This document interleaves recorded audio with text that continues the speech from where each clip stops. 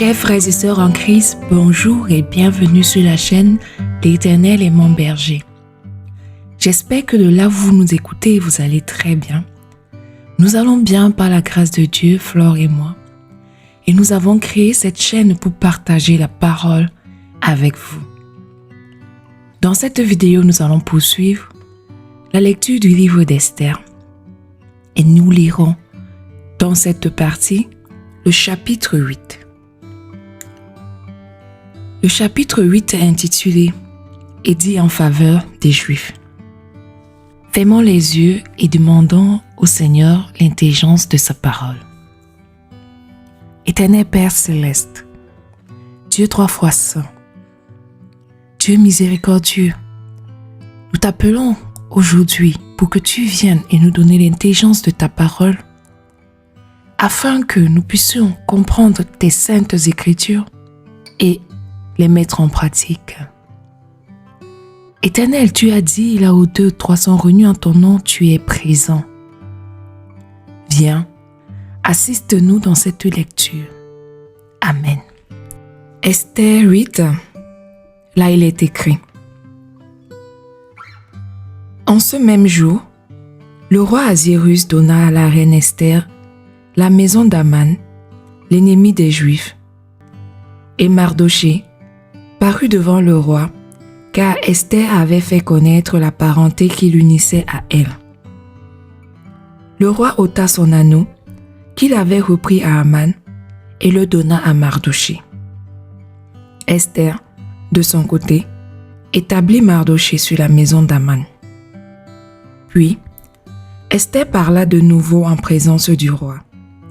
Elle se jeta à ses pieds, elle pleura, elle le supplia d'empêcher les effets de la méchanceté d'Aman, l'Agagite, et la réussite de ses projets contre les Juifs. Le roi tendit le sceptre d'or à Esther, qui se releva et resta debout devant le roi. Elle dit alors, « Si le roi le trouve bon, et si j'ai trouvé grâce devant lui, si la chose paraît convenable au roi, et si je suis agréable à ses yeux, qu'on écrive pour révoquer les lettres conçues par Aman, fils d'Ammédatha, l'Agagite, et écrites par lui dans le but de faire périr les Juifs qui sont dans toutes les provinces du roi. Car, comment pourrais-je voir le malheur qui atteindrait mon peuple, et comment pourrais-je voir la destruction de ma race? Le roi Assuérus dit à la reine Esther et au juif Mardochée, « Voici, j'ai donné à Esther la maison d'Aman, et il a été pendu au bois pour avoir étendu la main contre les Juifs. Écrivez donc en faveur des Juifs, comme il vous plaira. Au nom du roi, et scellé avec l'anneau du roi, car une lettre écrite au nom du roi et scellée avec l'anneau du roi ne peut être révoquée. »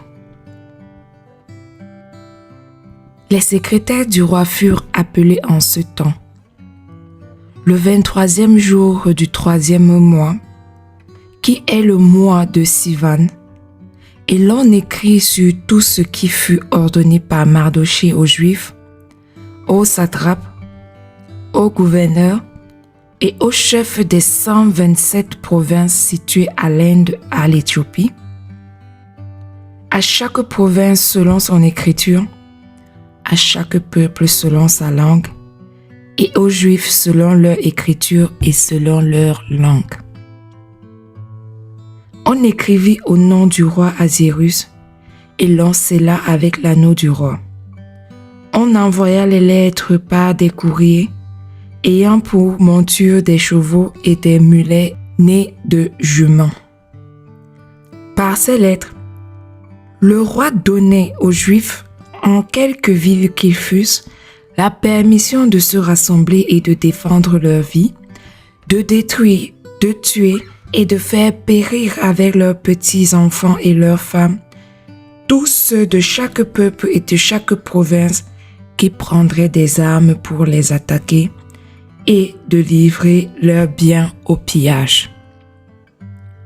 Et cela, en un seul jour, dans toutes les provinces du roi Ahasuérus, le 13e du 12e mois, qui est le mois d'Adar.